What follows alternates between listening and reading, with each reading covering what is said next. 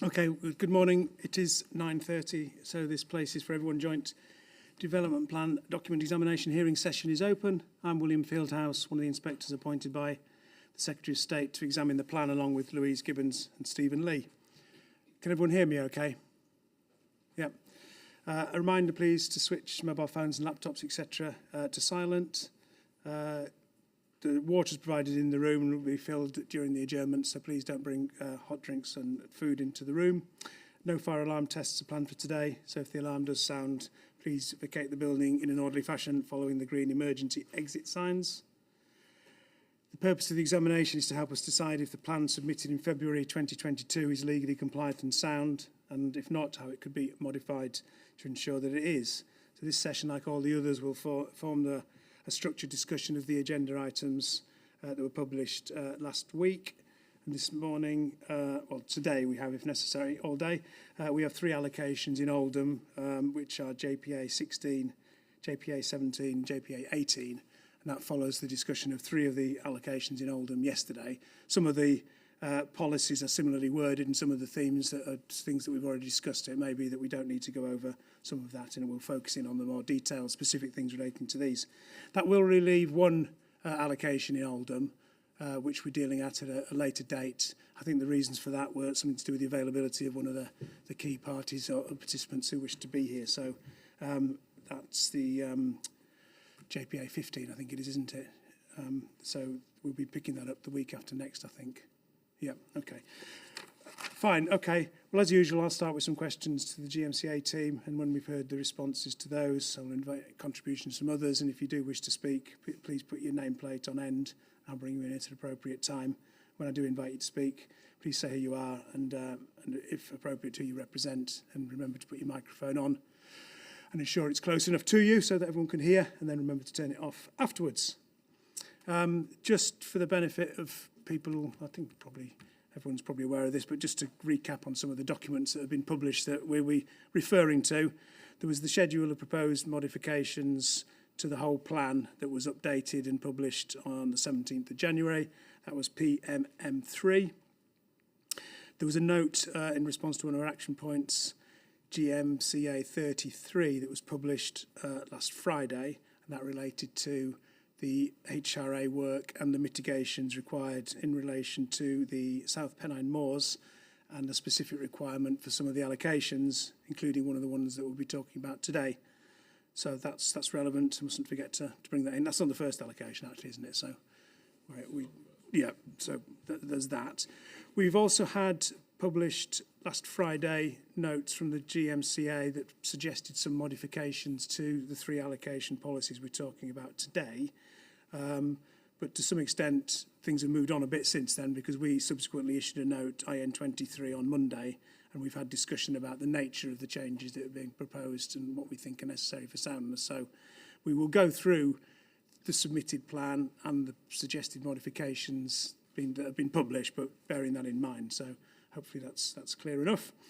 We'll have an adjournment this morning about 11 o'clock for about 20 minutes, and then we'll see how we're progressing in terms of dealing with these 3 allocations over the rest of the course of the day. Okay, I don't think there's any other procedural matters. Anything that you wish to say from GMCA? No, sir, thank you. Okay, well, let's just go around the table if we could then, and let everyone introduce themselves in the normal way. If you start with the GMCA, please. Thank you, sir. Good morning. Chris Katkowski, KC for the GMCA. Lauren Hargreaves, Oldham Council. Elizabeth Dryden-Stewart, Oldham Council. Peter Richards, Oldham Council. Morning, Anne Ripley, representing Save Greater Manchester Greenbelt. Andrew Newsom, Cordingly Chartered Surveyors, on behalf of the trustees of Mrs E. Bissell. And Richard Barton from Avison Young, representing the Fitton family.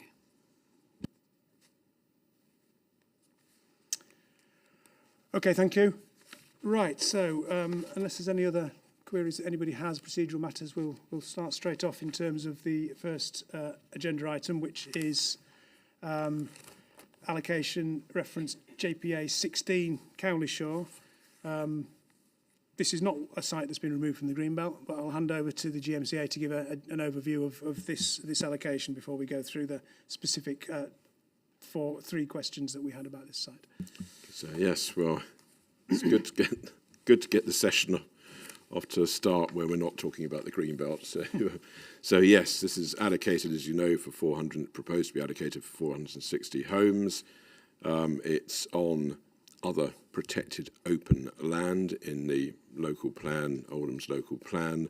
And as you know, in terms of site selection, if you had a site in that category, then it was preferred over and above potential Greenbelt release. The site itself is already significantly underway in terms of development. It has planning permissions have been granted for, on the one hand, 201 homes on one parcel, and on the other hand, 42 homes on another parcel. Development is underway, so that's virtually half, not quite, but virtually half of the overall allocation. And the remainder of the site, therefore, remains to pick up the rest of the allocated numbers in the plan. So we see the site as contributing to meeting the need for housing in this part of the area covered by Places for Everyone, variety of dwelling types and sizes, affordable housing. The site is in a sustainable and accessible location, close proximity to good transport, public transport, sustainable modes. There are, on the negative side, potential impacts on ecology and other such, but as far as we're concerned, can all be satisfactorily mitigated. Limited constraints, close to several popular neighbourhoods, close to public transport and amenities. So we see this as a sensible site to be allocated. Okay, thank you.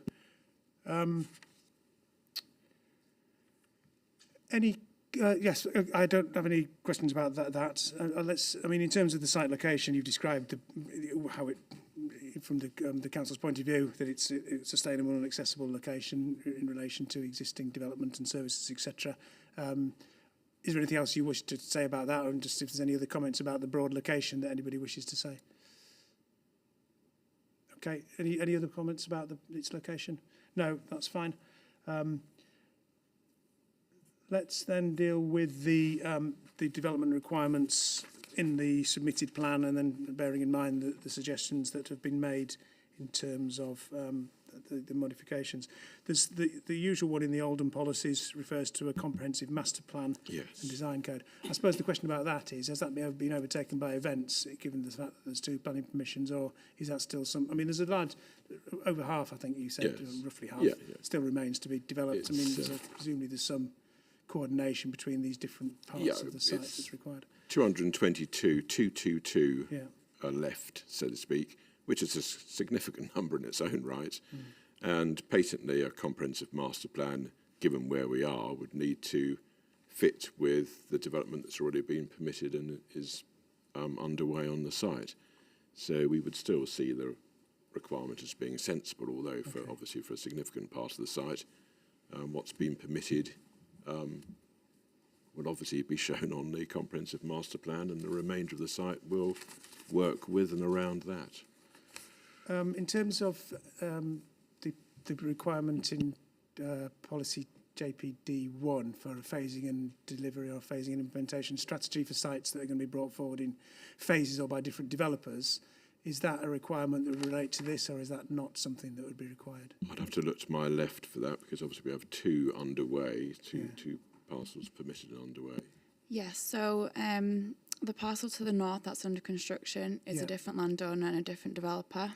The parcel at the bottom under construction for 201, and the parcel remaining in the middle is the same landowner, and Same landowner as... is the same landowner as the parcel to the bottom. Right, okay. So we imagine that that the first phase will kind of form the bottom parcel, and the second phase will be the middle parcel, and they will come forward shortly after one another.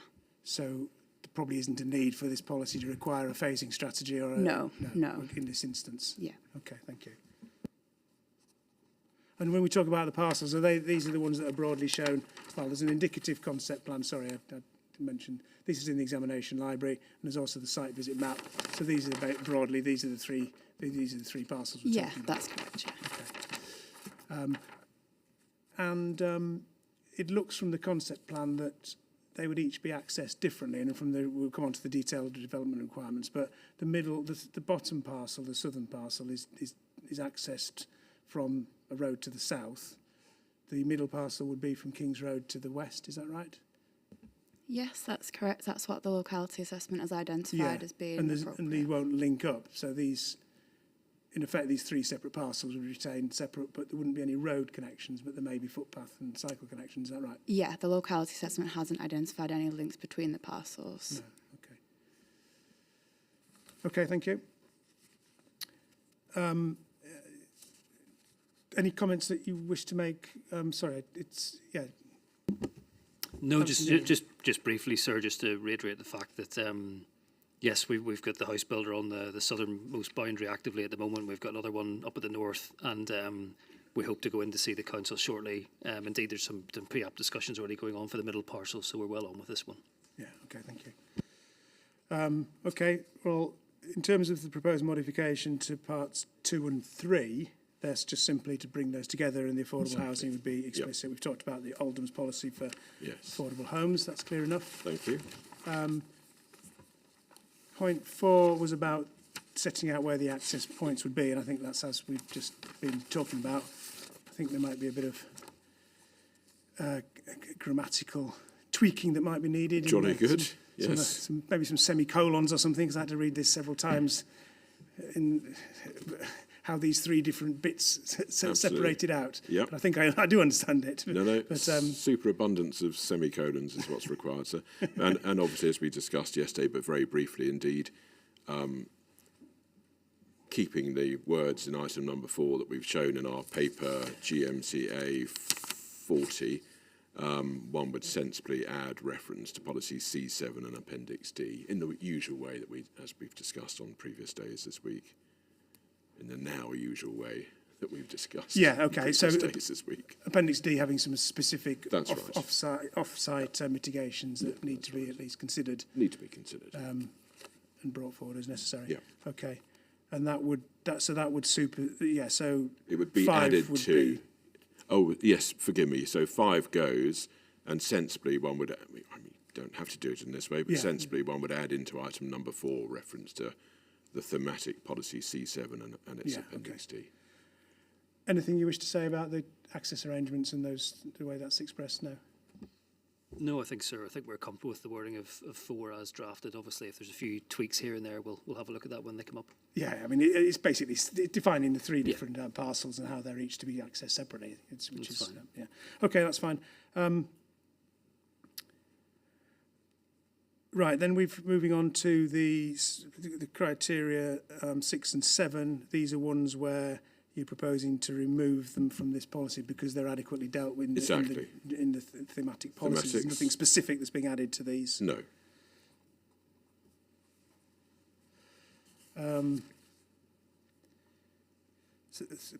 Part 8 is about biodiversity, and this picks up on some specific features items. That's that are right. relevant. Yeah. Which sensibly one would keep in. Yeah, okay. So this one is this pond, which is clear enough on the map, I think. The other is something to the south, the IC to the south. So they're both actually things that remain to be dealt with as well, aren't they? Because they relate to the middle parcel. Yes, that's correct. Yeah. The land to the south that's under construction has included the SBI pond there as part of the boundary and has mitigated for that. And we would expect the parcel above in the middle to do the same. Right. The road from King's Road would cross what you've hatched as a priority habitat, but that's something that's been looked at. And what is that priority habitat? It just says a priority habitat south of Crompton Primary School. It's a treed area? woodland. Sorry? Yeah, it's woodland. Woodland. Yes. So the road would go through the woodland. Yeah, so the preliminary ecology appraisal has noted that that will impact obviously the priority habitat, and part of that is open space as well. However, the site's large enough so that mitigation can be delivered on other parts of the site for that. and that's what we have written in the policy wording. What we would expect developments to deliver. This is point 8. Point 8 talks about retaining and enhancing the hierarchy of biodiversity in the site, including the priority habitat to the south of Crompton Primary School, which I don't suppose it's being entirely retained and enhanced, is it, the woodland, if it's putting a road through it? Yeah, we take that point. Obviously, it require surveys at planning app stage. We would want the developers to show how they could retain as much as possible. But yeah, I agree that we could make that clearer. So the overall enhancement, I mean, we've got two separate things, I suppose, haven't we? We've got the specific biodiversity net gain, and I suppose there's some biodiversity loss by putting a road through a woodland that would go into that, however that formula works. I've never had to look into it in detail, and hopefully I probably never will, but never mind. But anyway, so presumably there is something there. There's also, I suppose, the mitigation that's required in terms of just the sort of the visual and amenity value of woodland, and whether there's some implication for the compensation for that elsewhere on the site. I don't know. I'm just wondering whether this policy is actually expressed quite in the right way, It's given not. the specific circumstances. It's not. No. So we need to take this away and look at it again. Just have a think about what actually you're looking for in Exactly. terms of minimising the impact of putting Yes. a road through the wood, and providing mitigation for Yes. that in terms of compensation elsewhere, I suppose. Indeed, and also in similar instances in the other allocations we've been discussing this week, we have run in a reference where we've got particular features on the site. We've run in a reference to the thematic policy about biodiversity net gain, Yeah. which perhaps would be sensible here as well. Yeah, Well, in okay. consistency terms, it certainly would be. Point 9, just we may as well deal with it at the same time, I suppose, deals with the biodiversity issue in terms Yes. of the findings of the Phase 1 survey. Again, I think we decided that may be better expressed more generally rather than specific, given that the further work that's needed. That was the view formed yesterday. Seemed to be the view formed yesterday, yes. Anything that you want to say in terms of this issue of the access through the wood, etc.? Has that something that's been looked at initially from your side, or? I think it's something, sir, that we'd expect to look at fully as we develop the further pre-app discussions. It hasn't been done to any huge extent just yet. We're obviously aware of the fact that a suitable access can be achieved through that road. Suitable in the sense of suitable in terms of highways. It works from a highways point of view. I mean, what I would say, sir, is that this is a site where the amount of land being developed on it relative to the amount of land available, there is a lot of green space remaining on it. There's certainly scope that if we do have to remove some trees, there's plenty of room for compensatory planting on other parts of the site.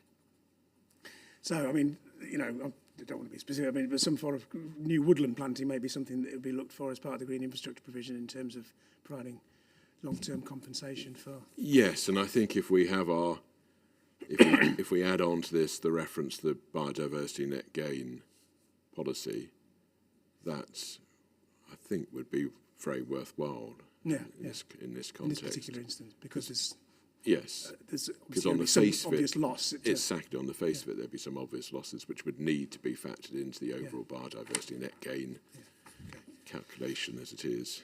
And in terms of that harm through the wood, I mean, that the locality assessment found that to be unnecessary. There wasn't another way. You can't access this middle parcel from either the north or the south for highway reasons, presumably. Is that right? Yeah, that's correct. They identified the access off King's Road there through the woodland as the appropriate access to that parcel. I mean, what are the options considered, given the impact on the wood? I think it was considered that the capacity of the site, that Cockermill Lane wasn't suitable to accommodate traffic from the whole site, and that it needed the 2 access points as well as the emergency access. Yeah, okay. And the top parcel, again, has to be kept separate Yes. for highway reasons in terms of that not being suitable to serve the middle portion as well. Or? Yes, and we didn't want to create that access, the link through the site as well. Yeah, sorry. I think that it's largely been dealt with, sir. I think the only other point I was going to make was the fact that when we secured the outline consent for the site, we had a maximum of 250 units coming in from the south of the site. Redrose subsequent reserve matters was for 201, so it was a little bit down on that. So from a highway perspective, there is a little bit of capacity there. I think as worded currently, jumping around slightly, sorry, but going back to policy 4, Yeah.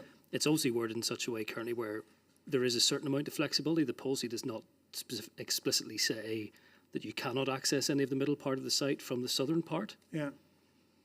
I quite like that flexibility, just in the context that there is a little bit of a buffer there in terms of what's been consented originally.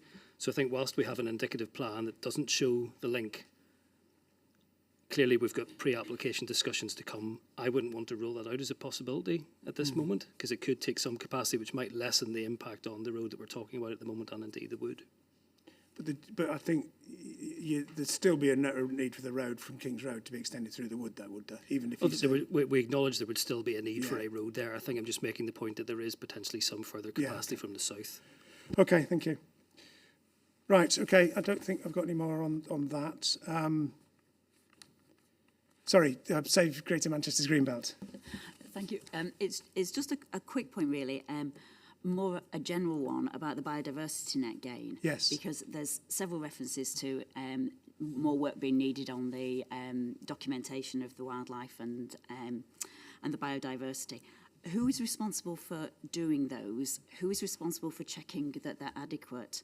And who is responsible for checking that any biodiversity net gain on or off the site at the end of the development is produced as it should have been? Do you want me to have a go at that, sir? Yes, if you don't mind. Fine. Sorry, I know it's not directly related No, I mean, to it this is site. relevant because it's about the effectiveness of this sort of approach to allocating a site and leaving things. It's the theme we've come back to. They all say good stuff, but if nobody checks, it's actually Yeah, done. no, okay. Yeah, Yeah, That's right. This is the let's have a planning system's equivalent of a fireside chat, I think. So yes, so when a planning application is made, the applicant is responsible for submitting a biodiversity net gain calculation, which has to be done in a particular way in accordance with guidance that's issued by central government. That is all then checked, scrutinised by the planning authority, which in Greater Manchester, as you would, I'm sure, know, does that work in conjunction with the Greater Manchester Ecological Unit, GMEU. I mean, as a matter of experience in the sort of BNG's biodiversity net gain calculations, which have been submitted to date, across around the country, there's generally a fair bit of toing and froing between the applicant and the planning authority advised by their specialist ecologists. And then ultimately a resolution is reached as to exactly what percentage biodiversity net gain can be achieved. Our policy would require a minimum of 10%, and how that's to be achieved specifically. And then that is secured, or would be secured, either by a planning condition or by a Section 106 planning obligation. In either case, there are enforcement methods to ensure that if the biodiversity net gain isn't provided and isn't maintained in accordance with either the condition or the planning obligation, then there are enforcement measures which can be taken. I mean, in the main, you would expect, I would say this just as a matter of general experience, in the main, you would expect biodiversity net gain to be secured by a Section 106 planning obligation, particularly if it involves BNG off-site, as quite often it will do. So that's how it would work. There's already quite a lot of this going on because although nationally biodiversity net gain hasn't been rolled out fully, it will relatively soon, but locally there are a number of authorities, if you like, who are a little bit ahead of the national picture, and depending on if, as and when Places for Everyone is adopted, this might be perhaps the last one that's a little bit ahead of the national picture. Okay. And in terms of the kind of the time frame, I suppose, for securing the net gain, I mean, I guess it takes time for the net gain to be achieved. Without getting into specifics, but I suppose if we take the example of Oldham, in terms of your ability to follow through and check in the long term development sites such as this and the planning conditions and the obligations that are associated with the development, Is that something you've got experience of doing?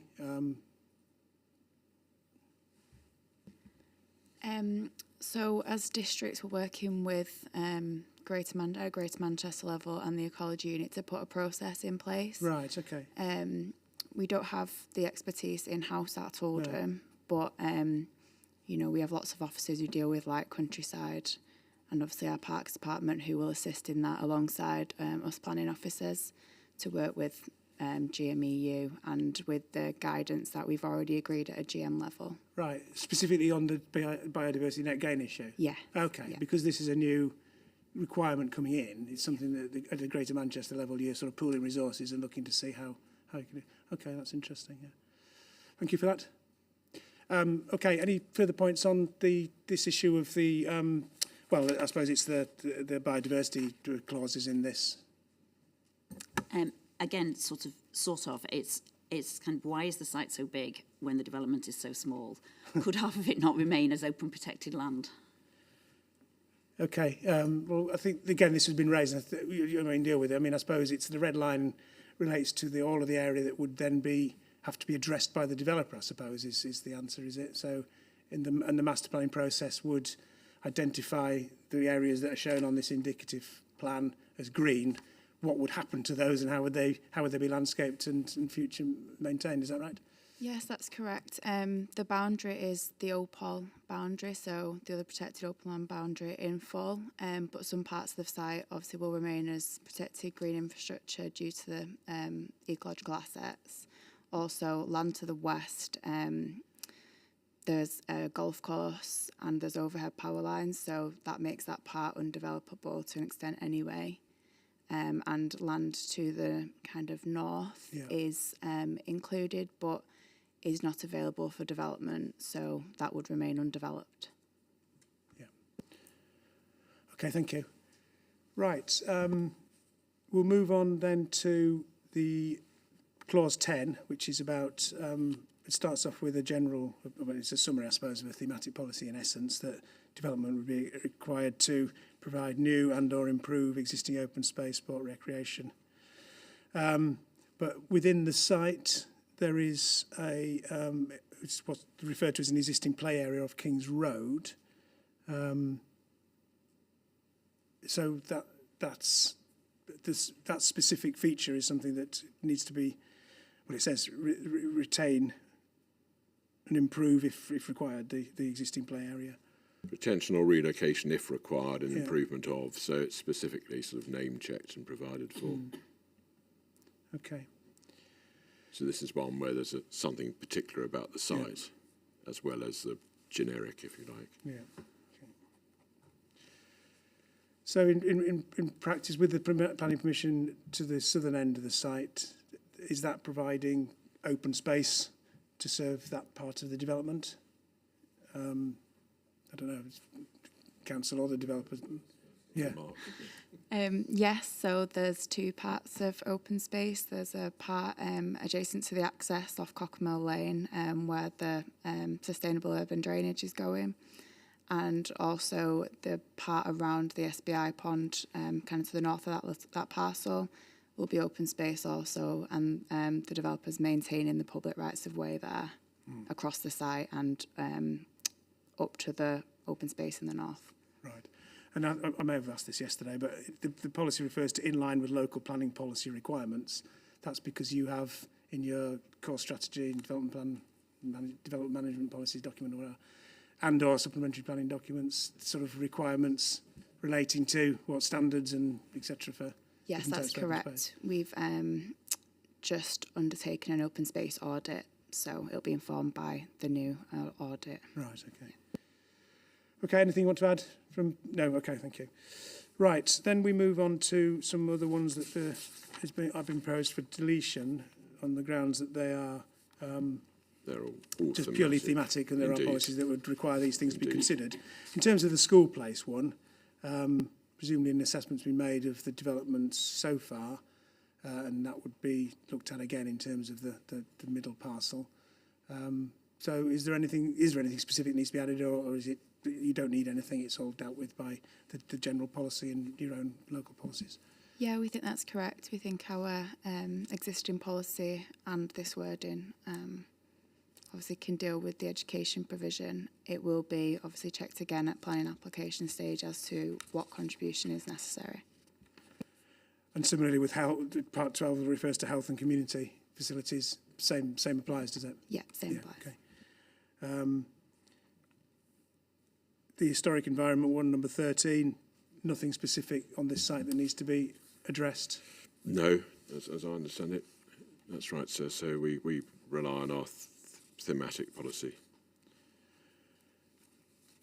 14, flood risk. Nothing thrown Nothing up specific. by the strategic assessment, so therefore no need for specific reference. There is the thematic policy. Right, okay. So that deals with those development requirements. Anything further that anyone else wishes to say about this policy and the various requirements set out in it? Okay. Before I move on to viability, anything else further about the policy that the councils wish to say? No? Okay. No, before Yes, viability. HRA. Yes, God, sorry look for at that. that. I actually remembered something for once. Okay. Not totally senile yet. Yeah, actually, the interesting case in point. Has that requirement kicked in and affected the permissions that have been granted, or is that they've gone ahead of that? I think to the best of my knowledge, sir, they probably went ahead of that. Yeah, okay. Clearly, it's something that we'll be thinking about when we bring forward the last phase of the site, I imagine. Yeah, okay. I mean, the extent to which there's two elements, aren't there, to the requirement. There's about providing suitable on-site recreational space, which I suppose this indicative layout would suggest would be the case. That's right, anyway, sir. and certainly scope for that. And secondly, there's the contribution to the strategy that doesn't exist yet. Yes, the strategy that is yet to be prepared. So if we have a strategy in time for, assuming the plan is adopted, etc., and the planning application comes in, if there is this wider strategy in place by then, we'll be seeking a contribution towards its implementation. And if there isn't, we wouldn't be able to, so we couldn't and wouldn't. Okay, thank you for that reminder. Yeah. So I think that deals with that policy. In terms of viability, this was one that was found in the overall assessment, the baseline assessment, or what are we calling it, to be unviable, but with a small sensitivity test increase, 10%, it would be moving into the viable. Gets into category 1, so a small tweak, and we've got two permitted parcels for virtually half the overall allocation, and there's clear interest in the remainder of the allocation. So I think, to be frank, there's no real doubt whatever these assessments show, the real world position is that this site is going to continue to be developed if the allocation is made. Anything you want to add in terms of viability? Presumably. No, I think that sums up very well. Thank you, sir. Yeah, okay, thank you. Probably continue to be developed if the allocation wasn't made as well. But, Right, okay, thank you for that. Yes, of course, sorry. Yeah. Sorry. It was just to say that it's achieved category 1 with a 10% increase in sales value, but there's significant increase in construction costs at the moment and interest rates and everything else which may jeopardise that. But also United Utilities have submitted their concerns about sewerage flooding, which presumably will need some mitigation, and I've no idea whether that's currently in the viability assessment or not. But that could significantly affect things. Yeah, no, thank you. Yeah, I mean, we've raised this on. I mean, there's a number of allegations where it has been said that a modest increase in sales values will move the assessment from sort of unviable or marginally viable into viable. I think others have made the point that build costs may be rising as well. So. But we've covered that though, sir, because in our response to your PQ42, which is GMCA 3.1, we've shown that the house price rises have significantly exceeded the increase in build costs. So we've covered this point off. Yeah, I did. I mean, I asked it the other day in terms of the trends, whether they're continuing, and you're satisfied that that's up to date. The overall gains made in relation to sales values, even though obviously we're in stickier times now, but even so, the overall gains made are so large that they have comfortably exceeded increases in build costs. So even if they step back a bit, the gap is such that, you know, the overall position is not going to change. Okay. Right, thank you. Let's then move on. Just have a brief pause while I put my papers away. We'll move on to the next site on the list.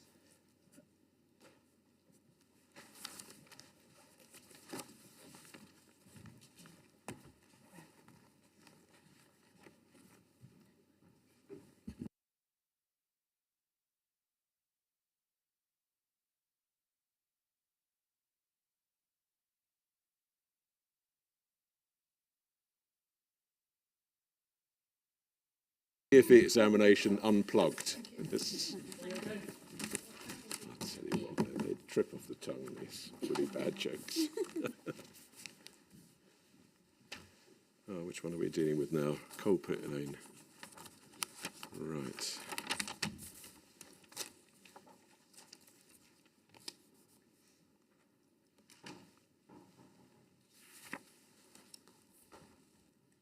Okay, thank you.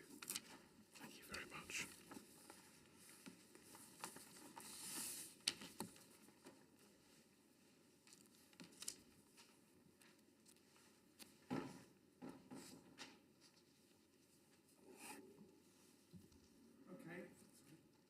Okay, so let's move on to the next agenda item, which is site allocation JPA 17 Coalpit Lane. So this is moving down to the south of the borough, I think, or further south in the borough. Just a point about the maps that we're referring to. As I've done in other cases, we've got two maps that I find useful. One is the site visit map that was prepared earlier on in the examination for us, which also shows some of the features of the site and development areas. But there's also, as is the case, I think, with all or most of the allocations, there was what's variously called a draft master plan or a concept plan. I don't think this one's actually got a title. But this was document reference 10/05/24, which gives an indicative layout. But I think we had a communication from the programme officer yesterday that actually the site boundary that this relates to was an earlier version, and That's right. based in the 2019 plan or whatever. Yes, So there's been a. Do you want to just talk through what it's been? Basically been pulled in from into the west, east. but Yeah. towards the east from the west. Yeah, Yes, but okay. would you like a little Yeah, do you want- overview of that? Yeah. Just before we start. Yes, as the KC it says, it's been the allocation boundary has been pulled in slightly to the east to reduce it by around 6.5 hectares. The allocation set out in the topic paper. We've obviously the principles of the concept plan and the broad kind of distribution of development would still be applicable. So, Okay. Okay, so fine. So that doesn't concern the principle of the allocation too much, but we'll talk about what the implications are for the Greenbelt boundary, etc. Sure, we'll do that in a few moments. So we sent the email to the programme officer just so that you, well, to be quite frank, so he didn't sit there and say the plan looks different from the allocation. Yes. We had, of course, noticed this. Of course. Well, I suspect you would have noticed it probably about 10 minutes into the discussion. So At some point, hopefully, yeah. Okay, right. So let's just run through the things that are on the agenda for this. The first one's this sort of three. Well, the first two will deal together, I think, about the Greenbelt purposes and the boundary. So the assessment shows that the harm would be high to the Greenbelt. That's right. In So, terms yes. of the three purposes of sprawl, encroachment into the countryside, Well, merging it's- towns. I Yes. have my usual question about which of the towns that would be. Your usual question. So it's we'll come to that in 1 second. So it's moderate for about a quarter of the allocation. It's moderate high, and for about 3/4 it's high. So we've in the usual way we've then gone to sort of moderate high / high in our assessment. The towns that would merge. Do you just want to pop your mic? yeah, so releasing the land would reduce the gap between its Oldham, Failsworth and Hollingwood, so Failsworth and Hollingwood to the west. So Oldham to the east, Failsworth to the west. Oldham kind of, you would say Oldham wraps round in terms of Limeside, Fitton Hill, Bardsley, kind of wraps round the north, east, kind of south, and then you've got Filsworth and Hollingwood to the west.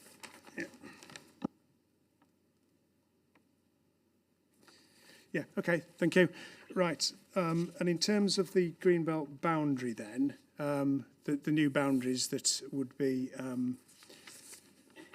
set, the northern boundary, the Greenbelt would be to the north, beyond the other side of Claypit Lane, so that northern boundary would be defined by Claypit Lane. The southern boundary would be defined by, well, yeah, the southern and the western boundaries. Do you want to talk me through what they follow?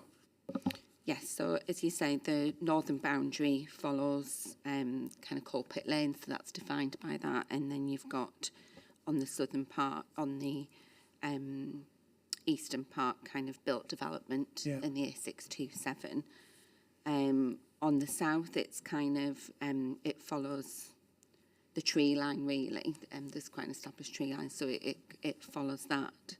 And then going up the west, there's a lane that it follows in the southern half, but then it does then move away from that to in the second half of the western boundary, as though you're going to Coalpit Lane, so that would need some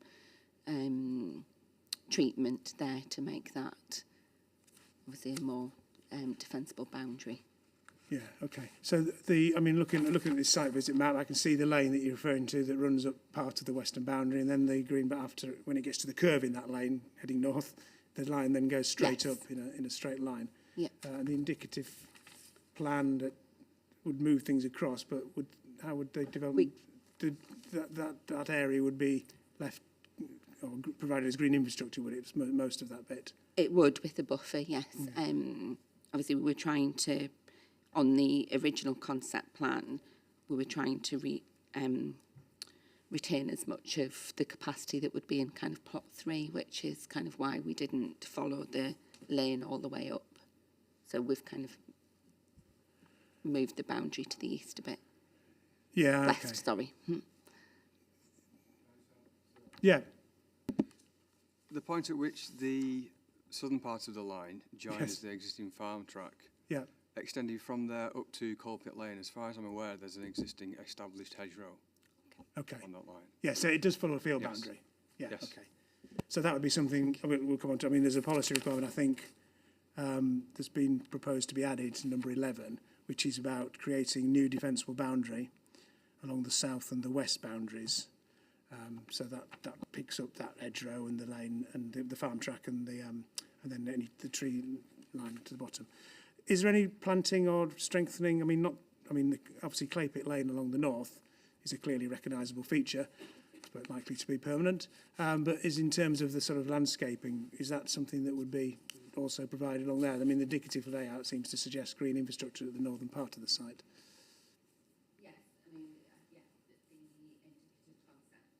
Oh, my apologies, sorry. The indicative concept plan does allow for quite a considerable amount of green infrastructure and openness on the site, kind of reflecting what's there at the minute and site constraints.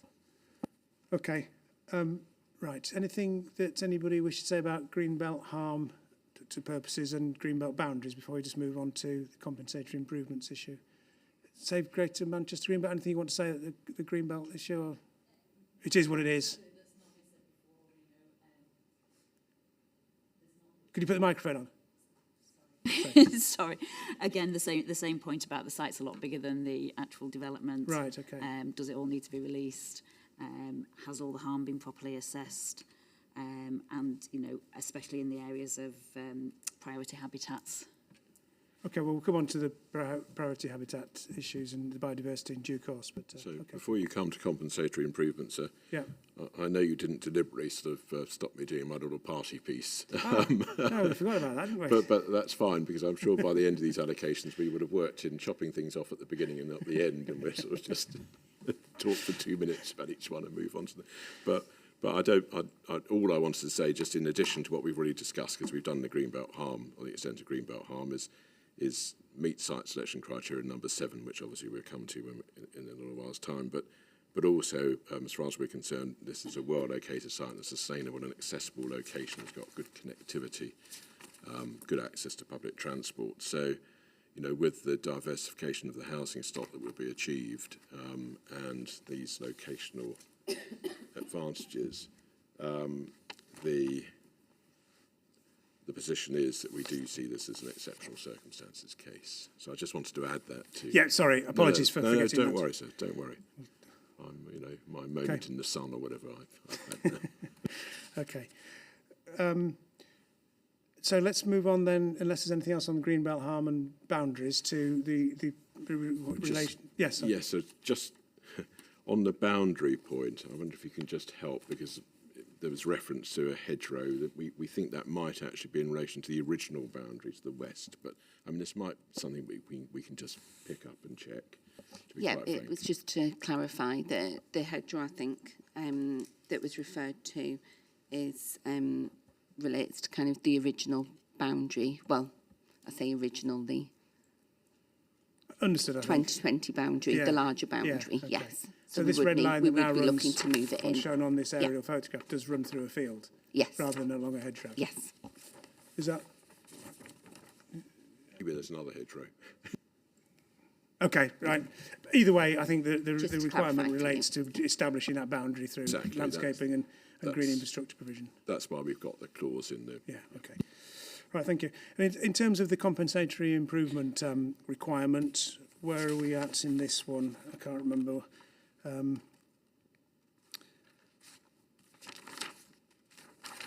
I think anyway, the same principle applies.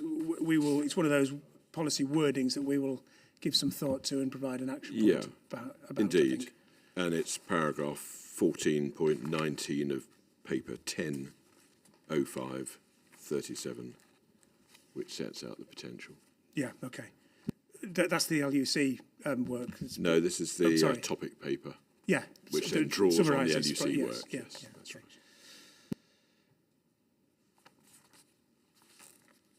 Anything anybody wants to say about that and this development making contribution towards compensatory improvements to the remaining Greenbelt? No? Okay. Thank you. Site location, you've referred to it meeting the site selection criteria number 7 and the reasons for that, so that I understand that. In terms of the accessible location, in the hearing, the written statement, you refer to accessible location in the A627, A671 corridor between Rochdale, Oldham and Ashton. And I think there's also reference to an Rochdale, Oldham, Ashton quality bus transit corridor. So is that using those A roads, that corridor? And what does a bus transit corridor actually entail? More buses on a road?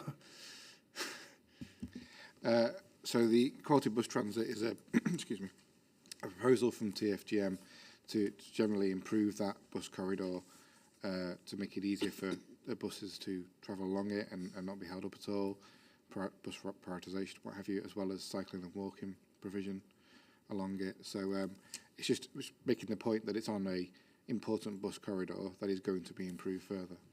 Yeah, going back to the site selection criteria, I mean, I can't remember. They were mapped out in terms of proximity to train and Metrolink stations. I think there was reference to bus services being taken into account. I don't think we quite got to the bottom of actually what that meant. So it didn't. You haven't ticked this as meeting the good public transport accessibility. No, have you? It didn't meet the GMAL whatever. But that doesn't mean it isn't close to a bus stop with reasonably good quality services. Yeah. That's correct. And the point you're making here is that this particularly good corridor for bus services in terms of frequency to Rochdale, Oldham and Ashton, yeah? Okay. And also that is the bus transit corridor is identified as a supporting strategic intervention. In Appendix D? Yes. Yeah. Well, Meaning not that in there could be Appendix some... D, in the locality assessment. Sorry? In the locality assessment, yes. And refer to in Appendix D? Actually, that's the... I mean, I suppose... It is referred to in Appendix D as supporting. Yeah. Okay. But I suppose the main point is that's likely to be a route that you can expect reasonably good quality bus services to be on. Yeah. Okay, thank you. Anything you want to say about the site location in terms of its suitability that hasn't been said? Okay, thank you. Yeah. Let's move on then to the development requirements. Comprehensive master plan. Is there a need for a phasing and delivery strategy in this case? Or is this not one It that would is be all in one ownership, the site. So would you see phasing as being likely or not? Probably not in this instance. Probably not. given the scale and the ownership. I think it's helpful to have this thought. I mean, because Yes. it illustrate that, you know, that's a policy requirement that applies in some cases, not in Yes, others. absolutely. And if the council wants it to be there, I think it ought to be clear that it should be asking for it. I agree. Yeah. Yeah. Okay, so that's fine. Anything you want to say about that? No, comprehensive master plan, fine, design code, but yeah, okay. Could you put your mic on when you speak? Okay, thank you. So criteria 2 and 3, same thing. It specifies the around 175 homes and affordable homes. Don't think we need to say anything more about that. Point 4, I just wanted to make sure I understand what this means, and I think the wording probably needs a bit of tweaking just to make it clear. What this is asking for, I think, is that obviously this site will be served by a road that will come in from the main A road to the Ashton Road to the east, and then that will run through the centre of the site where obviously roads off serving the different parcels. Understood. What this policy then refers to is make provision. Well, this is how it's been amended. Make provision to safeguard a route from the northwestern edge of the site to Coalpit Lane. Now, I think what it means is not that, well, isn't it just the western edge of the site? I mean, there isn't really a northwestern edge, is there? So that, and what it's talking Yes, about, I agree. safeguarding a route from the northwestern edge, isn't it safeguarding a route to the northwest, to the western edge? Yeah, I think Within the site. I agree. It needs. It would benefit from further clarification. From being to and northwestern being western. Yes. It's But the point, obviously yeah, sorry. it's an aspiration of the council to kind of, as part of this development, to incorporate an east-west link, so from Filsworth, Hollingwood to the A627. But the locality assessment team concluded that that wasn't necessary to deliver the allocation. Yeah. And that's set out within paragraph 6.44 of the locality assessment. Yeah. But it was recognised that there was the opportunity through incorporating a link road through the site that were the opportunity to arise to make that link, that it could help to downgrade and alleviate some of the concerns at Coalpit Lane. Yeah. So as part of this, we would want to enable, kind of ensure that the roads going through the site, the spine road going through the site, was of sufficient size to enable that link road and to facilitate, not to prevent that link road being put in place were the opportunity to arise.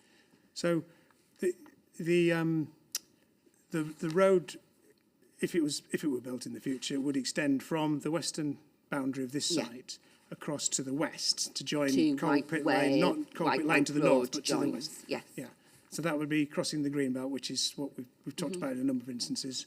It's not actually proposed as part of this, but it's yeah. So, okay, understood. And that would act as an alternative east-west route between Ashton Road and Failsworth. And would enable to stop Coalpit Lane being be downgraded Yeah. slightly. Okay. Yeah, I mean, just to clarify, so what we probably suggest is, rather than referring to Coalpit Lane, we refer to Whitebank Road, which is the road that goes off Coalpit Lane to the north west. Yeah, And so that's it the goes into that connection. corner where that road bends Yes. round and it changes its name. And after the crucial reason is that Coalpit Lane, as it runs to the north of the site, is somewhat narrower than it is around to the west. Yeah. So it's trying to avoid that use of Coalpit Lane. And I think the requirement is not just about safeguarding the layout isn't just about safeguarding that, allowing the road to be connected. It's also presumably about the design of this road would maybe Being be different sufficient. spec than it would be if it was just serving the development. Is that right as well? Correct. So I think a number of things you might just want to think about that It clause. needs a good revamp, to be honest. Okay. Yes. Yeah. But there isn't any requirement for the developer to contribute towards that extension. That would be something that the Highway No, Authority or because whatever would it be wasn't taking forward found to at be some point. necessary or even supporting. No, so okay. Understood. Anything you want to say about that in terms of that requirement for the layout and the design of the road to allow for that future possibility? No, I would say my client is in agreement with the requirement for that lengthened part of the road up to Colpit Lane. Yeah. And the understanding that there will be a requirement for an A category road within the site. Yeah. It's the funding of that, the additional costs in relation to that road.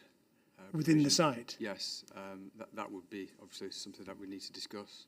yeah, so I think, And, get an understanding of. and the more I think about this, I mean, given that this hasn't been found to be necessary or even supporting for this allocation, then I suspect, I mean, we'll have to take this away and talk about it amongst ourselves, but I suspect that the most that we can legitimately ask for is that if the further road, ever comes to pass, that the road within the site, I don't think we can actually require the road within the site to be built to specification that would accommodate this wider route. You'd need to ensure that sufficient land is reserved on either side of the road so that it doesn't preclude, you're not building hard up to the new road, so you then can't widen it, and the widening of it would have to come through other sources in terms of its costs. I mean, I don't see how, when it hasn't been found to be necessary. We have to take this away and talk about it. We won't, let's not get bogged down in that, but I think those yeah. principles, it's helpful to thrash those out so that we've got something that we can work on, because obviously this isn't about working out who's costing the thing, but it's about what is reasonable for the development to actually be asked to do, isn't it? That's the key point, and yeah. so it's a perfectly valid point, if I might say, that's been made, that given that our own work, even remember on a worst case basis, hasn't identified this as being necessary in relation to this allocation, just being straightforward about this is, I'm going to understate this by saying it's a little bit hard to see how one could expect the applicants to bear the additional cost of sufficient width of road to accommodate this road to somewhere else, which might or might not ever come to pass. Yeah, okay. So we'll take this away and we'll have to reword this. I think it's just about ensuring that there's sufficient land is available. Okay. You reserve a bit more land to, have a wider road or whatever if needs be. One further point. To come to this venue this morning, I travelled along Colpit Lane. Right. And I noted the extent of queuing. There was an excess of 20 vehicles queuing up to the A627, which is not signalled, and the situation was just worsening. So the A road link or the improvement is certainly needed, certainly on the eastern part of Colpit Lane. Yeah, understood. So where there's no street lighting, there's no footpaths. Yeah, and it's just a rat run that is absolutely just because of the geography it's used. But we have in the assessment and in Appendix D, the first item of necessary is improving that junction, the Colpit Lane A627 Ashton Road junction, which I think is the one you were talking about just now. Yeah, so that's one of the few things which is seen as being necessary. So therefore, some form of contributions would be sought. Yeah, okay. Well, I don't want to get into the debate about whether this development will bring more cars out onto that junction. Well, that's when when an assessment is done, one would see therefore whether or not it was necessary, etc., etc. So this is, as you know, in our list on a worst case basis. It's there in a necessary list. When further work is done at planning application stage, there might or might not be, as we've previously discussed, a case to be made for contributions. Okay, and what this policy doesn't do is define where the access points are, does it, unlike other ones? So, and this indicative plan actually seems to indicate possibly a link onto Claypit Road to the north, does it, or am I reading that wrong? It does This one, I mean, originally, as you know, this one had this, the wording in the published plan is this is provide for appropriate access points. Yes, to be agreed. To be agreed, and as you know, for what it's worth, I mean, my view for what it's worth is I mean, why write that into a plan, you know?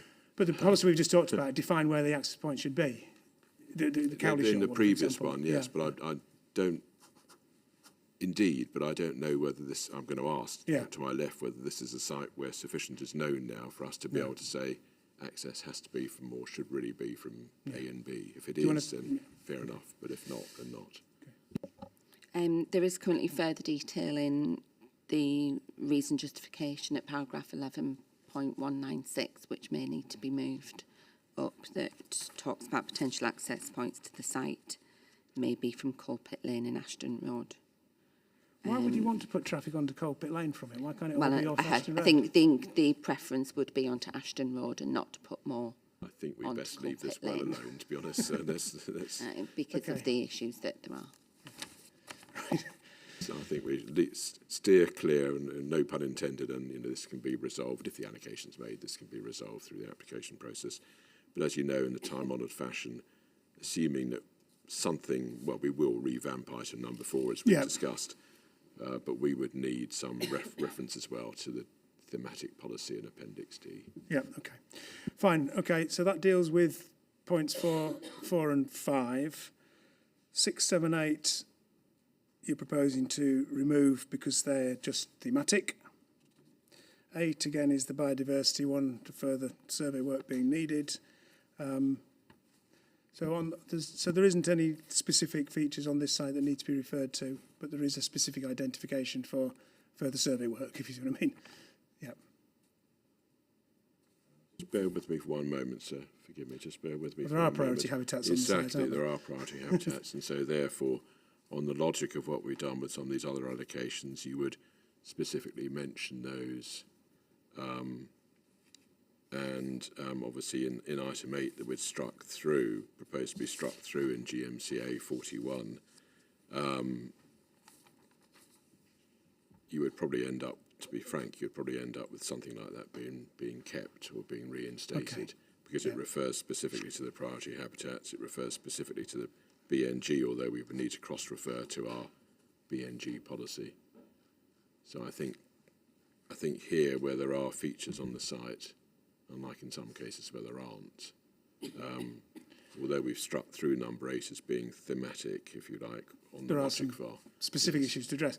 And interestingly, the development parcels seem to be defined extensively on some of the priority habitats, which would need to be looked at. yes. So again, I think it's about what actually, to provide some clarifications of what's being expected here in terms of are they being protected or are they being, removed and being compensated for elsewhere or whatever. No, I agree. We need to look at number 8, what was number 8, and some version of it would need to be in this policy with specific cross-reference to the biodiversity net gain policy. Okay. I mean, it's a bit similar to the Cowlishaw one, actually, isn't it? Because it seems to be suggesting development would be directly affecting some of it. Well, I mean, the policy doesn't suggest that, but there seems to be a reasonable prospect that may take place. So I think we need to deal with that. I agree. Right, okay. Save Greater Manchester's Greenbelt. Just to agree with what you were saying there, I don't understand, although I don't know, I'm not familiar with the site, but I don't understand why all the development seems to be largely on priority habitats when there's fields that are not due to be developed. And it seems like priority habitats are just being ridden over roughshod. Do you want to respond to that? Just say the developable areas on the, obviously this is a, as you've said, a high level indicative concept plan, isn't it? Just to demonstrate how the site could come forward. Obviously those developable parcels have been informed by constraints, not just the priority habitats, but also and the mine shaft that's to the north of the site, which is kind of informed those areas, and so there's an opportunity to do some compensation on that area. I think the clue is in the coal pit. Yeah, obviously. Okay, well, the more we talk this through, there seems to be, quite a specific issue to this site that needs to be thought about in terms of what actually you want as a policy to give you leverage to achieve what is needed to be achieved, I think. I agree. It would be some I don't think it would be exactly as 8 was written. It would be. I think we'd have to do a bit better to be quite frank, and be a bit more specific. Yeah. That if it's an acknowledgement that if the development parcels are going to have to affect the priority habitats, woodland or whatever else it is, it needs to be addressed and dealt with. Yeah. Can I just say, I think further work would need to be undertaken with the Coal Authority. Because I think the conceptual master plan does actually overweight the western parts of the site. And I think there is more opportunity to develop more to the east, right, to where the past mining was undertaken, because I think on the master plan I've seen, it does show considerable distance between mine entries over and above what would need to be provided. So I think there is scope to provide housing further north towards Coalpit Lane and Ashton Road, and that's already shown on the plan. Right, okay. Well, the indicative master plan doesn't form part of the plan. I suppose what the plan does need to be clear about is any basic requirements regarding layout and how it address the sort of competing interests and constraints. And the point that's just been made rather bears that out. So if you have something in the allocation policy about the priority habitats, it may well be that's a sufficient nudge, if you like, to encourage this examination of other parts of the site for development. Yes. I mean, while you mentioned the mine shafts and the other constraints, I mean, I don't know if the policy deals with that, but there isn't a thematic policy in this plan, I don't think, that deals with that. I mean, obviously it's something that would be normally taken forward, but I don't know, is there anything that needs to be said in this policy about the previous history of the site and the constraints in terms of... We do have criteria 18 in the policy. 18, sorry. Oh, I haven't got that far. Still there. Remediation. Around, yes. Oh, yeah, okay. Previously worked for landfill purposes, contamination. Is that the same as unstable ground? I don't know. Let us take that away and consider it in relation to the unstable land point.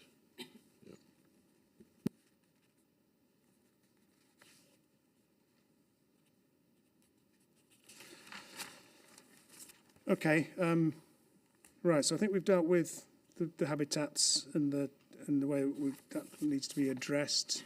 The open space, there's nothing specific, but there would be a requirement through the thematic policy in this plan and Oldham's local plan policies about providing open space, play areas, and etc. Yep. You didn't say we thought because of that. Nothing you need to specify here. Nothing specific. No. Then we've got the boundary point, haven't we? Yep. Which we previously discussed. Beneficial use of other green belts, etc. Thematic. School places thematic. Health and community thematic. Heritage thematic. There's nothing on site. There's a listed building. Some distance away. So, there's a limit to, I think. And then nothing was particularly thrown up in the strategic flood risk assessment. So our thematic policy is perfectly good enough for that. You've touched on 18, and then we've got the additional one, which has come from above in relation to mineral safeguarding. Well, it's in a mineral safeguarding area. It's been previously worked. I know. I thought if I kept teasing you, you would fight back. Yes. Anything you want to say about any of those things? No, just an interesting point on the mineral safeguarding area. Yeah. It's in relation to coal and clay. Yes. And I was just researching our historic files of the site. Yeah. And back in 2001, we received a letter regarding a site investigation which had been undertaken in relation to the existing minerals and possible winning of those minerals in the future.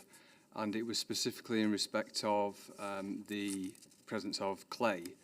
And the last paragraph following the investigations concluded that the boulder clay in all the pits dug was, however, very stony.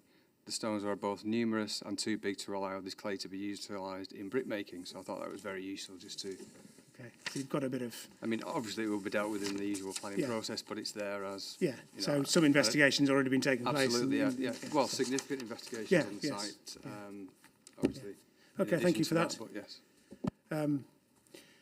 Save Greater Manchester Greenbelt, anything, your nameplate's up, is there anything? It's okay. Right. I think then that we've been through all of those requirements. It isn't one caught by the 7 kilometre zone of the South Pennines, is it, this one? So that's not that.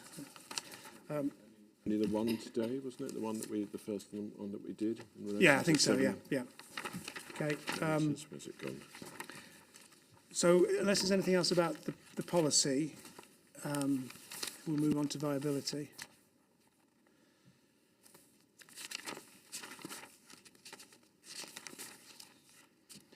Again, this is one that was shown as an unviable site. Sensitivity test. This is a 17.5% increase. That's right. Is it, are these were these sensitivity tests run at different levels, and you refer to the one that reached the positive residual value, or was it each site you kept testing it until you could get to a positive residual value? If you see what I mean? Because there's been different references, isn't there? Some has been like an increase of 5%, 10%, 17.5%, or whatever.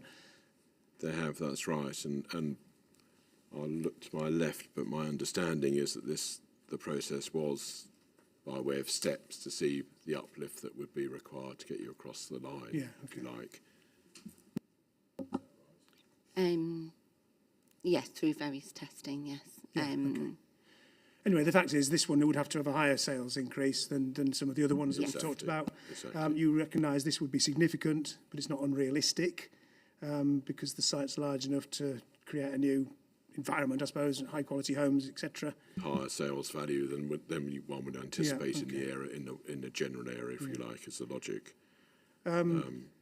In terms of sort of abnormal costs, we've identified a couple of fairly significant things here, haven't we, about the priority habitats that are on the site and having to work around those or at least compensate for those could be significant. We've got remediation for contamination. We've got unstable ground potentially from previous workings. Again, it was a high-level appraisal done. I don't think it necessarily would have drilled into those extra costs, would it, for this site? Or has any further work been done by anyone else? In terms of the Three Dragons work, Yeah. that assumed kind of broad abnormals and site preparation costs of around 45,000 per hectare in terms of fed into the assessment. But is it true that there could be higher abnormal costs on this site than some others? There could, given the constraints. Yeah. Okay. Anything that's been done from the... From my understanding, quite a lot of the site is low-quality agricultural land, which is, as far as I'm aware, been untouched. In terms of the coal mining area, I referred to earlier, it's regarding the mine entries and more than likely not the actual mine shafts, because if they're at a depth greater than 30 metres, the Coal Authority don't have any concerns regarding building in the vicinity of the the mining shafts. And is that your understanding is what is likely on this site then, that they are deep shafts? Yes, deep shafts, that's correct, yes. Right, okay. So in respect of the remediation, one would have anticipated that the earth could have been moved around within the site. It doesn't have to be taken off the site, so that's obviously the cost of carriage and what have you wouldn't have to be taken into account. So in terms of the unstable ground, I'm not exactly sure what you'd be referring to. No, okay. So the fact that they're deep mine shafts means that the stability as long won't as necessarily you be... basically stay away from them in terms of the minimum clearance distances, that's right. Okay. That's helpful. And sorry, what you were saying about remediation, if there is areas that have been worked and that maybe the contamination, that would be a matter of moving stuff around. That's right. I mean, in terms of the site itself to the east, the topography is, there's hillocks and what have you, and that's colliery spoil. Yeah.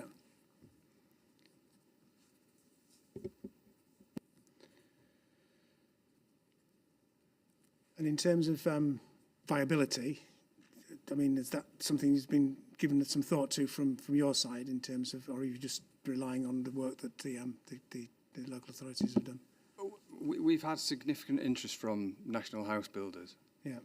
I would say 4, 5, 6 letters in the last 2-3 months, and additional letters prior to that. We do have a site of similar size with 175 units proposed in Tameside, and we've received in excess of 20 letters from 20 separate national house builders, Okay. and they've referred to this site since the incorporation in the GMSF. Okay. So we've had significant interest, Yeah. Okay. and we've had to put them on the file. We'll be in touch in due course. Just on one other point in terms of the viability, after reviewing the Three Dragons assessment and also the IBI high-level concept plan, I'm of the opinion that the per square foot values attached to the properties, say it's a 3-bed or 4-bed, 2-bed properties, are quite pessimistic. And so looking at more recent sale values in that area, and I think it's appropriate to look at sites in very close proximity, for instance off Simkin Way, where that would be like a comparable type of development built in the late 1990s, and not take the OL8 postcode as a whole, because this site in this specific location, I believe, would achieve the values on the similar to the Simkin Way site. They're achieving in excess of 2,800 per metre squared, whereas the viability report, the assessment, was in the region of 2,000, 2,200. So I think there's a lot of scope to increase because of the specific locality when compared to. You referred to you could add 10%. I think, I'm just looking back at my note. But you said in my representation? Yeah. Yeah. That would be on top of the 17.5. Absolutely, So you think, yes. 25 to 30% above what the VA initially assumed. That's those Yeah. figures you've just quoted there, is it? Yeah. Okay, understand. No, thank you. That's helpful context. So for those reasons, you think there's a reasonable prospect that this would be a goer, this site? Definitely, Yeah. yes. Okay, thank you. Anybody else wants to say on viability? Or indeed anything else finally on this particular site? No? As I referred to before, obviously the category of the highway, that was a concern of ours because of the fact that that will be a significant abnormal if it was to be included within the... Okay, well, I suppose that partly depends on why we end up in terms of what the clarification is and what the requirement actually is for that then. Yes, I mean, I think I've said out aloud the advice I'm going to give to my clients. Yes, okay. Okay. There's nothing that Transport for Greater Manchester want to say on that, or the Highway Authority, in terms of that at this stage? No, you give it some thought. Yeah. Okay, thank you. I think what we'll do now, we've got one more site to deal with. I think it's nearly 11 o'clock, so I think what we'll do now is have an adjournment before we come back and deal with the third site. So if we adjourn now and resume at 11:10. Thank you.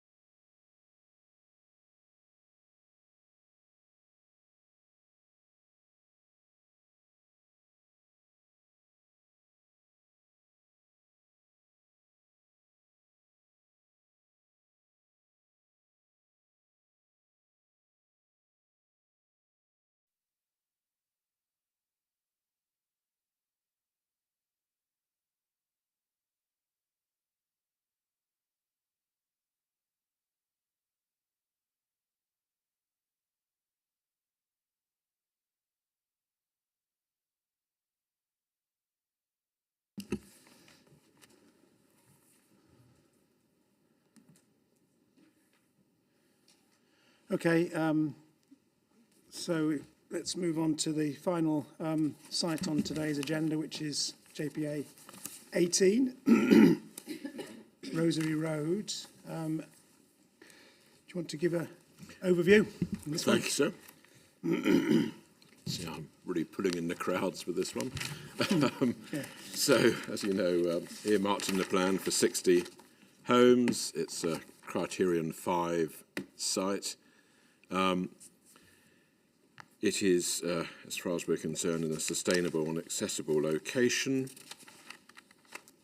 The allocation itself is adjacent to a recently approved development site, which has planning permission for 63 homes and is being taken forward by Countryside Properties. The site is, the allocated site, is close to a 160-acre site, which is being repurposed as what would be Northern Roots, which apparently is to be the United Kingdom's largest urban farm and eco park. There's really some preliminary early works which have taken place. So we see it as being in a good location for housing development. In terms of greenbelt harm, the study showed that to the extent of nearly all of the site, the degree of harm would be low to moderate. For a small part of the allocation, it would be moderate, so low to moderate is a fair overall assessment as far as we're concerned.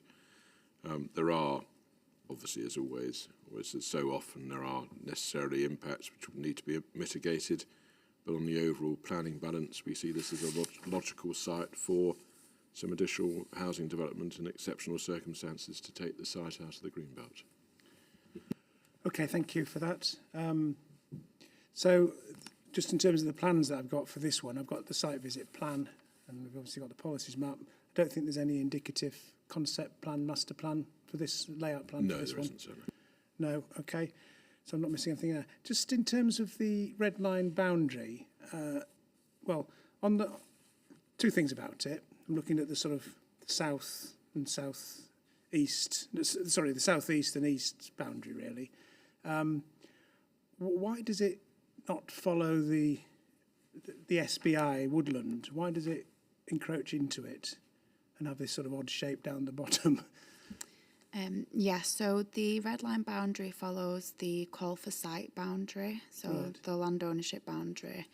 We decided to include the strip of SBI there to ensure that we can kind of facilitate through the policy an appropriate buffer and to ensure comprehensive development that maintains and protects the SBI. But wouldn't the buffer be outside the SBI and in the... Yeah, so the buffer wouldn't, it would be the SBI and then buffer. Right. Okay. So it's an ownership boundary, the red line, Yes, that's correct. and there's no indicative layout to indicate. We'll deal with the policy requirements. And in terms of this plan as well, the red line here seems to include part of the Schlar, what you could call as the Schlar site. That's the site that's got planning permission, is under development, yeah? Yeah. So again, it's just the ownership boundary, but ideally that part wouldn't obviously be part of the development of the site as it is part of the site to the east, which has got planning permission. Well, if you're concerned in relation to soundness, plainly you can Yeah, we report can back let to you us know. about Well, these let's talk boundaries. through the development requirements. The Schlar site, I mean, that's probably hasn't any practical effect. No. Whether the inclusion of the SBI Indeed. is how it relates to the policy requirements, maybe think about that. We and can then- come to when yeah, we get decide to after that, Yeah, so. absolutely. So. Okay. Right, so in terms of the greenbelt harm, understood to the purposes. The greenbelt boundary then, I mean, the boundary to be defined would essentially just be the SBI presumably forms whether it's within, it's part of the SBI has been taken out of the greenbelt, isn't it? Again, it all seems rather curious, but Yes, and we had some discussion of this, I can't remember which allocation it was now, the other day about the additional protection that would be applied if you kept an SBI in the Greenbelt. It was in the retained Greenbelt, wasn't it, one of the allocations? But no, it's a fair enough point. I mean, obviously, when you've got a plan of 9 authorities, you kind of find these wrinkles, aren't you, in terms of slightly different approaches. But sir, absolutely fine. If you report back to us in due course, the boundary should be amended then. So we'll think about that one again when we talk about the policy. But in terms of the southern boundary, though, that follows. That would be the new boundary to the Greenbelt that extends to the south. Is that something that needs to be defined or strengthened? Yes, so as you said, the SBI there and the woodland that constitutes that forms that boundary. The southern boundary would need to be defined, presumably by similar sort of tree planting and other boundary treatments. It's a field boundary now, is it? You said, I mean, it's an ownership boundary, but does it follow a field boundary? Yes, yeah. But it would be one that needed strengthening, hence yeah. a modification, I think, to Criterion 8 is proposed, so, yeah.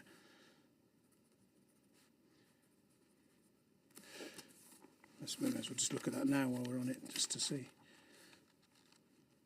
Yeah, so that's clear about it. It creates a new defensible Greenbelt boundary along the southern boundary and having regard to the SBI along the south-southwest boundary. Yeah, okay. Right, so that's specific enough on that. Right, okay, thank you. And in terms of compensatory improvements, that there are, again, like the others, they would be, well, I suppose it depends on whether the SBI is partially within the... Exactly, yes. But irrespective of that, it wouldn't, but there would be a general requirement for compensatory improvements. Exactly. So the precise wording would turn to an extent on whether or not the SBI is kept within the allocation, part of it's kept within the allocation or not. But the broad thematic point would still remain whether it was or it wasn't. Yes, okay. And one of the I've not actually looked at what the LUC identified in this particular case, but presumably the proximity of the SBI may have been one of the things that they had identified as potential enhancement opportunity, presumably. Yeah, and other things like hedgerow restoration, that sort of thing. In the nearby fields? Yeah. Yeah, okay. Okay, that's fine. Anything, say, Greater Manchester Greenbelt want to say on these, the Greenbelt issues, the harm, the boundaries, the compensatory improvements? I'll be honest, I haven't really done much research on this site because I thought it would be this afternoon when I'm not here. but and I'm not from the area, but just looking at the map, I don't understand why Greenbelt needs to be released to build 60 houses, given that there's lots of brownfield sites that would accommodate smaller ones, and especially not Greenbelt that's got a priority habitat on it as well. But I'm afraid, other than that, I don't know what to add. That's fine, understood. So the point being that it could be accommodated. That size of development surely could be accommodated on brownfield sites elsewhere, given there's a stated preference for brownfield first. Okay. Yeah, understood. Thank you. Anything? Do you want to respond to that? I mean, we've had that discussion before Christmas about the strategy. So the strategy leads us to need to look for more, if you like, and we see this as a logical and well-located site.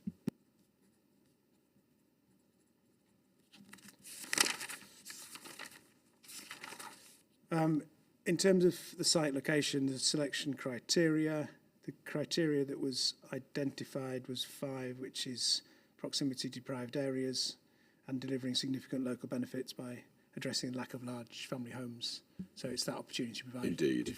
Diversify the stock. This is another one like the one we've discussed previously. I mean, it is in a sustainable location as far as we're concerned, with good access to public transport, but because it didn't meet the particularly exacting criteria, and it doesn't get a tick, if you like, in relation to that box. Yeah. But that's not to say that there aren't, perfectly good public transport services, as I understand it. And it's the same corridor. It's the Ashton Road. It's where you go to get the bus. It's the same corridor. Yeah. And that's within reasonable walking distance? Yeah. Okay. Yep. Understood. So let's move on then to the development requirements for this and see. We'll work through. First one. Have we got affordable housing?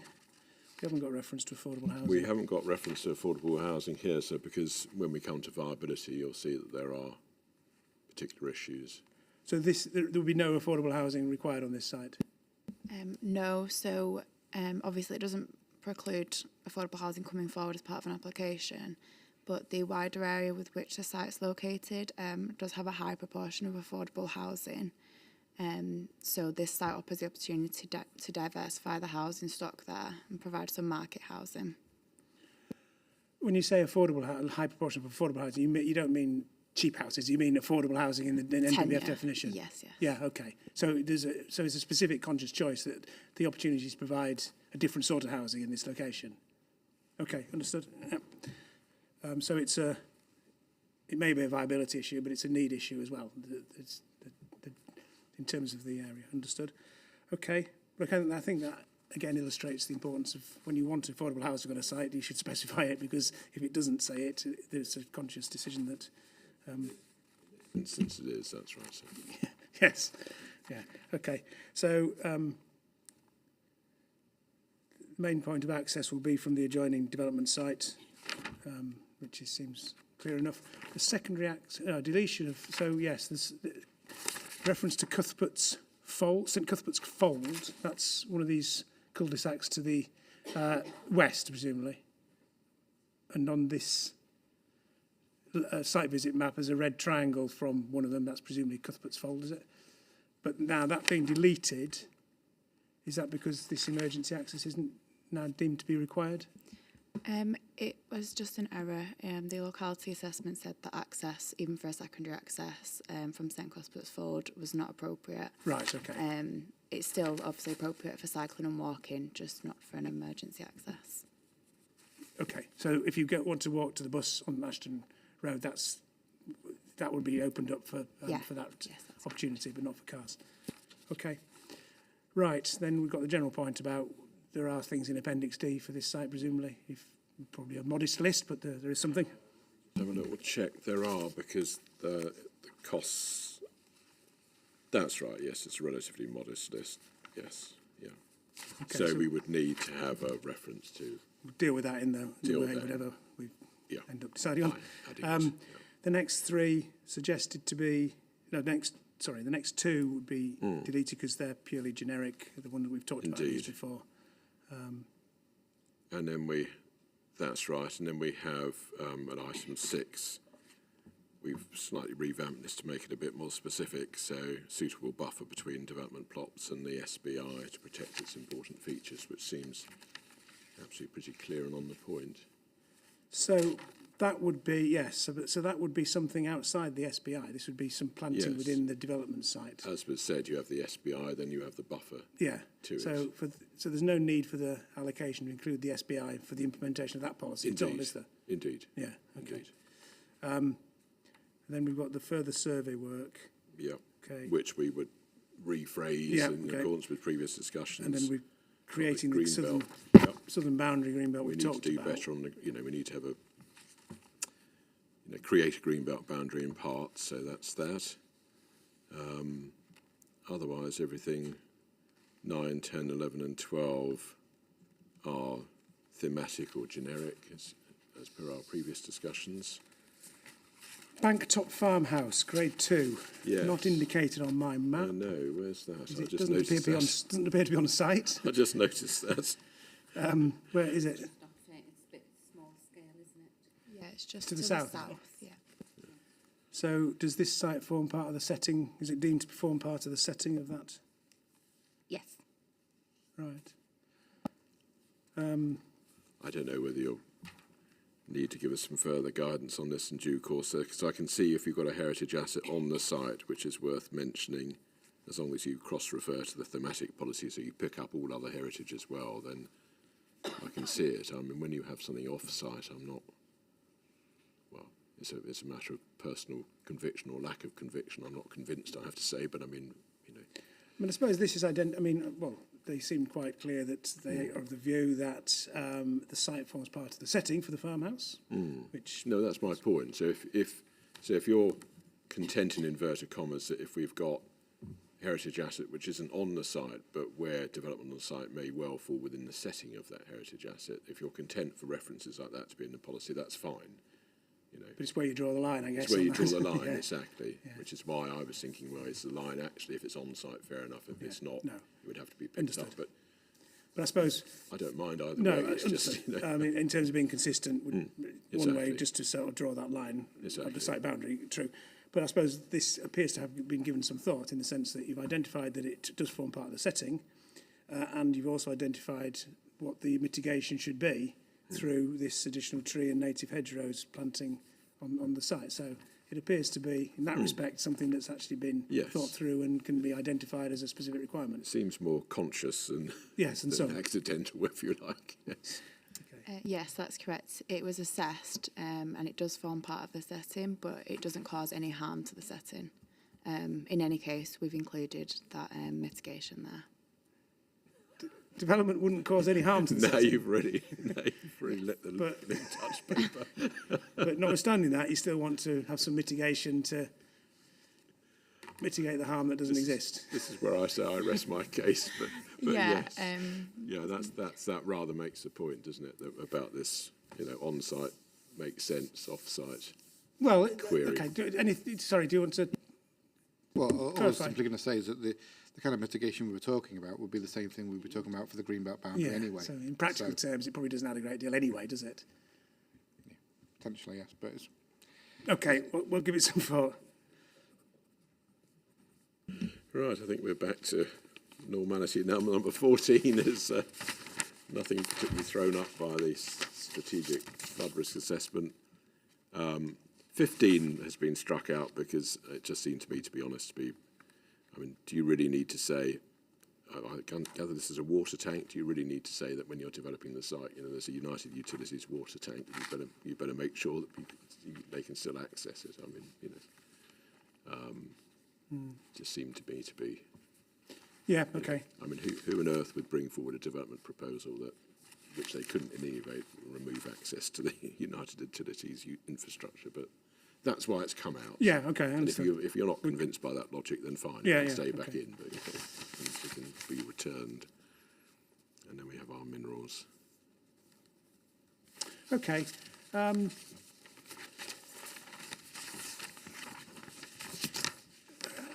Well, that deals with the criteria. I mean, going back to the point about the allocation boundary Yes. and how it relates to the SBI, I mean, to my mind, it would be far more logical to follow the boundary of the SBI.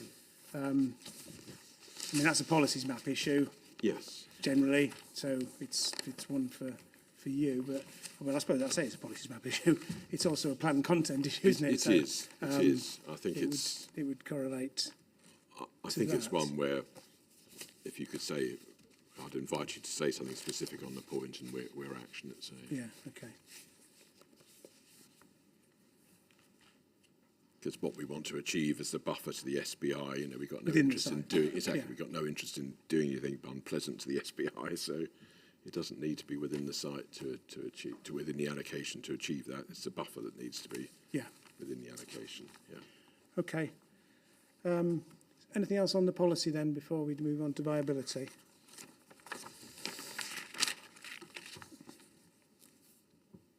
Yeah, so this was found to be unviable. Yeah. Why? In the sense that it looks like a fairly straightforward I know. greenfield site with a road access that exists. Is it? I know. And What's the main reason for the unviability assessment?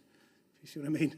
well, it was and they're not that significant, but it's if you look at Appendix D, but it's as I understand it, it's the transport costs which have tipped this. Although, again, as I understand it, in the sensitivity test, which is upping the sales by 15%. 15% in this case, yeah. Yes, but you'll recall the point that was made Yeah, it about was these high-level increments. viability assessment use these postcode areas, and within a postcode area, you may well find pockets of, higher value development which aren't actually taken into account in the Three Dragons work because it's done at that higher scale. So 15% sensitivity test, you're still in deficit, but the deficit in that case is £70,000, as I understand it, £70,000. But why doesn't the 17.5% I know, threshold exactly. being applied to I- say, well, then we yeah. get into a positive residual value? I or whatever. look to my left, but I don't know the answer to that question. But I take your point, and in any event, as we know, the site is, this is Greenfield, the site's immediately adjacent to a brownfield site, which has been brought forward by a leading house builder stroke developer. 63 homes immediately adjacent to this site on a brownfield site, which obviously necessarily would involve potentially higher development costs than bringing forward a greenfield site. And although it's not within our direct knowledge, as you know, through the programme officer, I believe you've received an email from the landowner. Oh, yes, we did. So, yes, yesterday, and yes. because I think the landowner didn't make representations at Reg 19 stage, right. Therefore, if you like, they're not entitled to sit here and make their points, but the email as which you've received, as I understand it, refers to there having been expressions of interest from house builders in the site. Yeah, okay. Obviously, that's not within our direct knowledge, but I'm reporting to you what you've been told by the landowner who had they made Reg 19 representations, would have been sitting opposite us making that point for themselves. Okay, and in terms of, out of interest, the this largest urban farm. Yes, in I got myself very interested in this. Yeah, I was quite interested in this. I was trying to find it. Yes. So is this something that's building on an existing facility, or is it something completely new? It's Greenbelt land. Yeah. It's kind of to the northeast of this allocation. Yeah. It includes, so it's permissioned in part. They've got permission for like a bike hub facility, and then a hybrid permission for the rest of the site, which includes various things like a visitor centre, urban farm, other things like that, basically, learning centre, eco park. I'm just looking at Google Maps. There's something called Park Bridge Heritage Centre, is it in that area? It does, that's kind of at the bottom, so it stretches down from Alexandra Park along the Snipe Clough area. Okay, yeah. So it includes kind of all that area and then bends down slightly. Is this a private sector initiative, or is this? It's a key council initiative that we're bringing forward. Right, okay. There is, just if you are interested, if you Google it, there is a very clear website about it with all the proposals. Right. But no, it is a council initiative with support from the community sector to develop this, and we're quite excited about it, really. Yeah, sounds interesting. Okay, well, contextual information, but anyway, the point being, in terms of this, it's it's one of the initiatives going on in the local area that you think will help to sort of help to raise values and not the sort of thing that the Three Dragons work takes into account, because it's not done on that very fine-grained basis. No, okay. Right, okay, so I don't think I've got any other questions on this site, or indeed the other sites we've talked about today, so we can leave that now. Is there anything further you want to say? Have a nice weekend. Okay, and we're off next week. There's no procedural points. I mean, you noted that we've issued next Friday, in writing Friday what of next week. Yes. That I talked about in the morning yesterday about this, absolutely. this note. So Friday of next week it's due in. As I understand it, it will be there for you and the public.